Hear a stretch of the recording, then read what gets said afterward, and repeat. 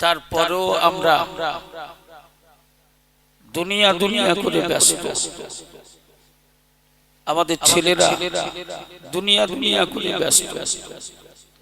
আমি আজকে আসার সময় রাস্তায় আমার ধারণা ওটা আমাদেরই ছেলে হবে। আমাদের পাশাপাশি যারা বাস করে ওদের ছেলে হবে না, ওদের ছেলে হলে ওই রকম হবে না, ও আমাদেরই ছেলে।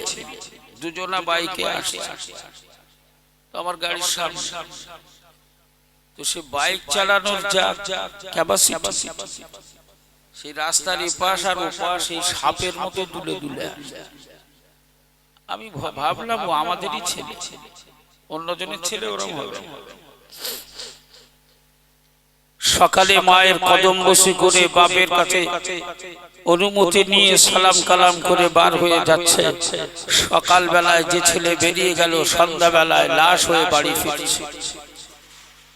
এরকম বহু ঘটনা, বহু নজির তৈরি হয়েছে, হয়েছে না হয়নি?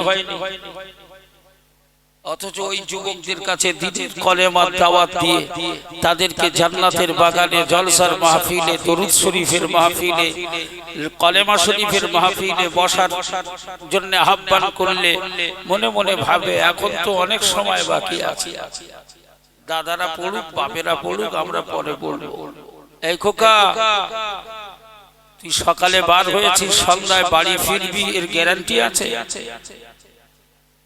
আজকে তুই হই হই করে বাজারে ঘুরছিস, জান্নাতের বাগানে এসে বসার মতো মানসিকতা তোর তৈরি হচ্ছে না। তুই যে সকালে বার হয়ে সন্ধ্যায় বাড়ি ফিরবি তার গ্যারান্টি তো নেই। তোর মতো কত যুবক তোর আগে 3.5 হাত ঘরে গিয়ে আপন ঘর হিসাবে বাসা বেঁধেছে। তাই আজকের দিনে আমি আপনাদের কাছে এই মর্মে মেসেজ দিতে চাইছি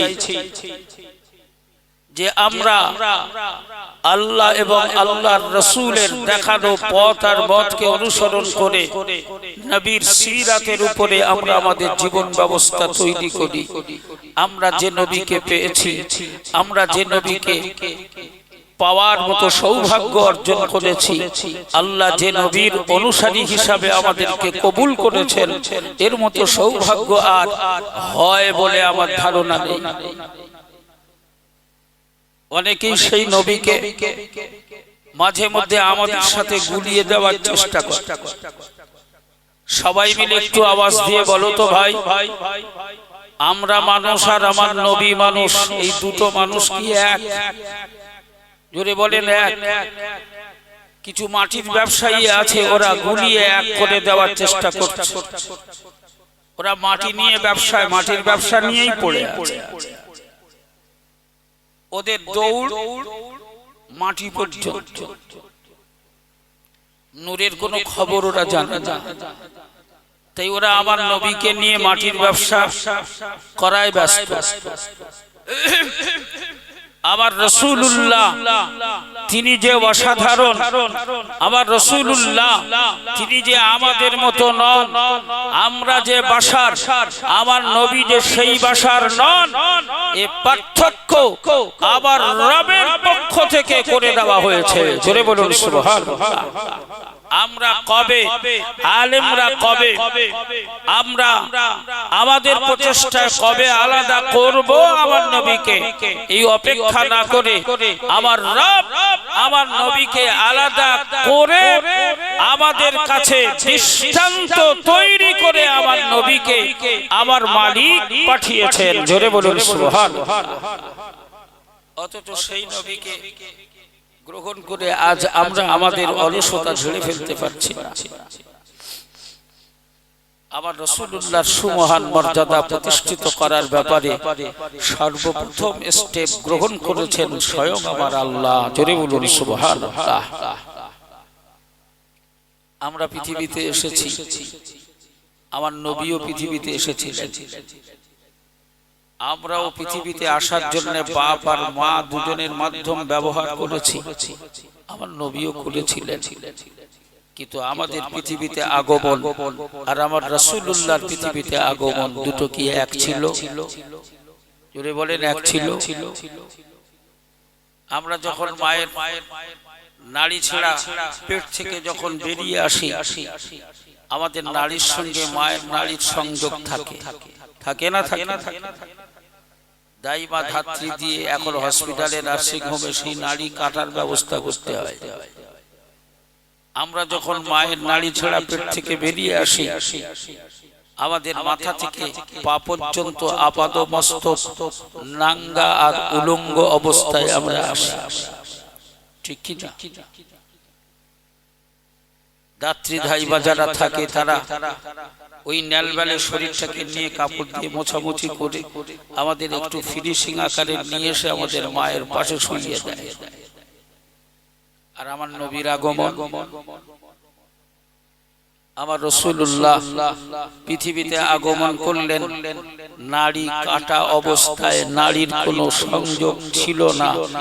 আগে থেকেই আমার রাসূলুল্লাহর নাড়ি কাটা ছিল। জোরে বলুন সুবহানাল্লাহ। আমরা পৃথিবীতে আগমন করি নাঙ্গা অবস্থায়। আল্লাহর আখিরি নবী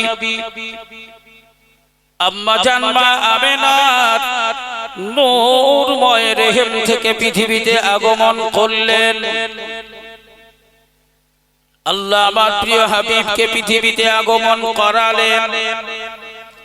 আমরা আগমন করি, আমাদের শরীরটা উলঙ্গ থাকে। যত মেয়ে ছেলে বেটা ছেলে আমাদেরকে দেখতে যায় সবাই আমাদের লজ্জাস্থান দর্শন করে, কিন্তু আমার আল্লাহ পাক আমার প্রিয় হাবিবকে মা আমেনার নূরময় রেহেম থেকে যখন পৃথিবীতে পাঠানোর সিদ্ধান্ত নিলেন, আল্লাহ পাক আমার প্রিয় হাবিবের ইজ্জত আর সম্মানকে অটুট রাখার জন্য আমার রাসূলুল্লাহ লজ্জাস্থান কাউকে না দেখানোর জন্য আমার মালিকের পক্ষ থেকে আমার প্রিয় হাবিব আমার প্রিয় রাসূলকে আমার আল্লাহ পাক জান্নাতি পোশাক পরিধান করিয়ে পাঠালেন।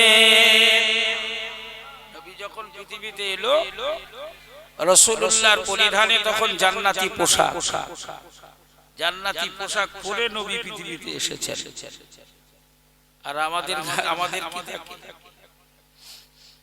এ জওয়ান যুবকেরা, আল্লাহর আখিরি নবী আল্লাহর আখিরি পয়গম্বরকে আমার আল্লাহ একেবারে জন্ম লগ্ন থেকে আলাদা করে দিয়েছেন।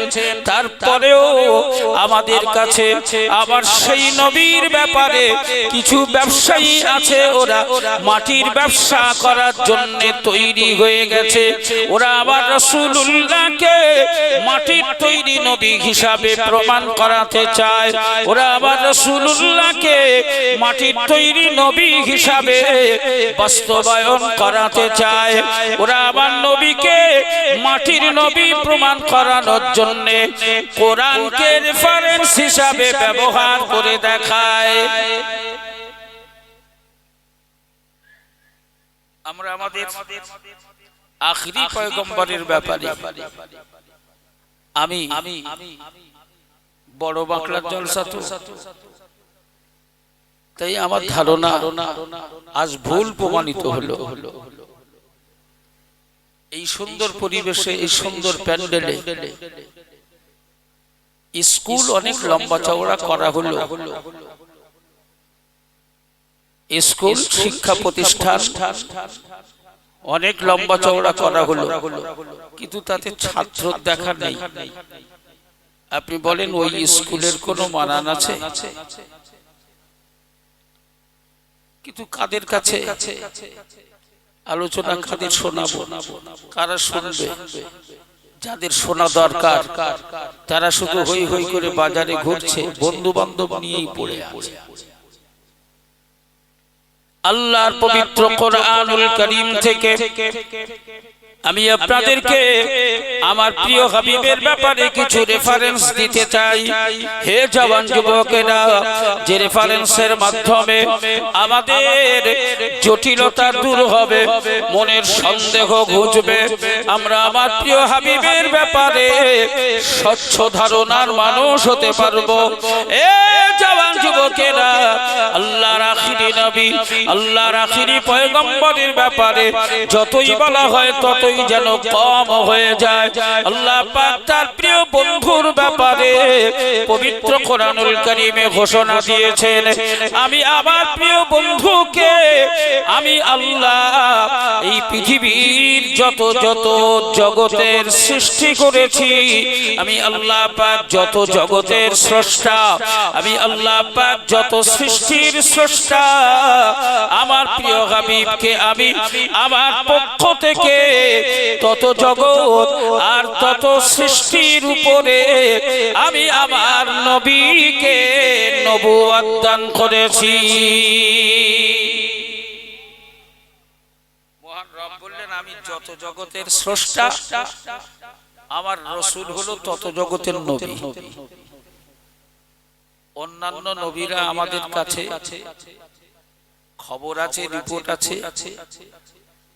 আমাদের কাছে এই মর্মে ইতিহাস আছে যে আল্লাহ পাক আদম শফিউল্লাহ থেকে আর ঈসা রুহুল্লাহ পর্যন্ত অসংখ্য অগণিত নবী রাসূল পাঠিয়েছিলেন তার তাওহীদের বাণী, তাওহীদের দাওয়াত পৃথিবীতে প্রতিষ্ঠিত করার জন্য। সবাই নিজের নিজের মতো করে প্রচেষ্টা করেছে, সব নবী রাসূলেরা। তারা জীবন বাজি রেখে আল্লাহর তাওহীদ প্রতিষ্ঠা করার জন্য তাদের মেহনত তারা চালিয়ে গেছে। কিন্তু সমস্ত নবীরা ছিল আঞ্চলিক নবী, এলাকা ভিত্তিক নবী, জাতি ভিত্তিক নবী, কওম ভিত্তিক নবী। এক একজন নবীকে এক একটা এলাকার জন্য পাঠানো হয়েছিল, এক একজন নবীকে এক একটা জাতির জন্য পাঠানো হয়েছিল, এক একটা নবীকে এক একটা গোষ্ঠী ভিত্তিক নবী করে পাঠানো হয়েছিল। তাই তারা ছিলেন আঞ্চলিক নবী। পরিশেষে আমার রবের পক্ষ থেকে পাঠানো হলো আন্তর্জাতিক, আমার রবের পক্ষ থেকে পাঠানো হলো সমগ্র জগতের উপরে নবুয়ত প্রদান করে সমগ্র নবীদের নবী হিসাবে আন্তর্জাতিক নবী করে। জোরে বলুন সুবহানাল্লাহ। কোন কোন নবী 200 বছর, 300 বছর, 400 বছর, 500, 700 বছর করে দ্বীনের দাওয়াত দিয়েছে। সবাই মিলে একটু আওয়াজ দিয়ে বলো তো ভাই, সেই সমস্ত নবীদের এই 400, 500, 700, 1000 বছরের দাওয়াতকে কবুল করে দ্বীনকে আল্লাহ পরিপূর্ণ করেছেন। কথা বলে, কোন নবীর আমলে, কোন নবীর জামানায় দ্বীন পরিপূর্ণ হয়েছে? হয়নি। আমার রাসূলুল্লাহকে আল্লাহ নবুয়ত, এলানে নবুয়ত, প্রকাশিত নবুয়ত প্রদান করলেন নবীর যখন 40 বছর বয়স। আর আল্লাহ যখন নবীকে ডেকে নিলেন তখন রাসূলুল্লাহর 63 বছর বয়স। মাঝখানে পেলাম ক বছর? সবাই মিলে বলেন, মাঝখানে পেলাম 23 বছর। এই 23 বছরের ভেতরে 10 বছর মাত্র নবী দ্বীনের দাওয়াত দিয়েছেন। কত বছর? সবাই মিলে বলেন। আচ্ছা ভাই, যদি আপনারা কষ্ট না পান, দুঃখ না পান, যদি আপনাদের অন্তরে কষ্ট না হয়, দুঃখ আর বেদনা দুটো যদি আপনাদের ছুঁতে না পারে, তাহলে আমি খায়রুজ্জামান আপনাদের কাছে আজকের এই ক্লাস সুন্দর করার জন্য আমার নবীর কদমের ওসিলা দিয়ে বলছি, আমরা যেখানে ছিটিয়ে ছড়িয়ে আছি একটু উঠে এক জায়গায় হতে পারবো ভাই? অনুরোধ আমার, একটু উঠে এক জায়গায় আসতে পারবো আমরা? এক জায়গায় যদি আসতে পারি তাহলে আমাদের শক্তিকে আমার রব বাড়িয়ে দেবেন, মনোবলকে বাড়িয়ে দেবেন, ঈমানটাকে মজবুত করে দেবেন। একটু উঠে এসো তো সোনা, তোমরা একটু উঠে এসো। এই ভেতরে দোকানে যারা বসে আছেন আমি অনুরোধ করছি একটু উঠে আসবে। এসো না, আমরা কয় বাপ বেটায়, কয় ভাই, কয় দাদু নাতু এক জায়গায় হয়ে একটু সংঘবদ্ধ হয়ে, জোটবদ্ধ হয়ে বসি। এসো বাবা, এসো। আর একটুখানি প্রাণ ভরে আলোচনা করার মতো মানসিকতা তৈরি করি। উঠে এসো বাবা, উঠে এসো, একটু ভেতর দূরে ছিটিয়ে ছড়িয়ে থেকো, একদম কাছাকাছি। তাকবীর দাও তো, নারায়ে তাকবীর। মনোযোগ আছে না গেছে? আলোচনার উপরে আমাদের মনোযোগ আছে? কি বলে? কাদের কাদের আছে একটু হাত তুলে দেখাও তো ভাই। একটু তাকবীর দাও দিন, নারায়ে তাকবীর। মাশাআল্লাহ, আর একটু জোরে নারায়ে তাকবীর, নারায়ে তাকবীর। আল্লাহ কবুল করে নিক, সকলে বলেন আমিন। আল্লাহ কবুল করে নিক, সকলে বলেন আমিন। সকলে বলুন আল্লাহুম্মা আমিন। তাহলে আমি যে কথা বলছিলাম, সর্বসাকুল্যে আমরা পেয়েছি 23 বছর। ক বছর? 23 বছর। তার মধ্যে নবী দ্বীনের দাওয়াত দিয়েছেন ক বছর? সকলে মিলে বলো 10 বছর। বাকি 13 বছর